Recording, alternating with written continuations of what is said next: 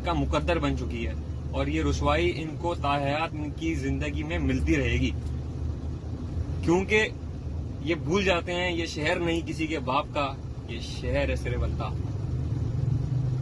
आप एड़ी चिट्टी का जोर लगा लो, इन सारी धड़ों को एक कर लो, ये फिर भी नहीं जीत सकते।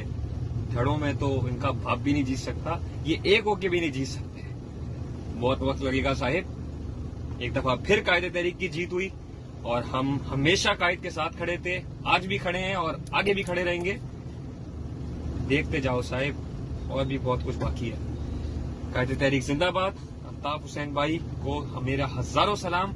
इस शहर का प्यार मोहब्बत उनके लिए ताहयात बरकरार रहेगा। पाकिस्तान जिंदाबाद। अस्सलाम वालेकुम अदाबर्स, उम्मीद करता हूँ आप सब खैरियत से होंगे। 5.5 लाख से ज्यादा वोटर्स के हलके में बमुश्किल फिर से 10% का टर्नआउट भी नहीं निकला।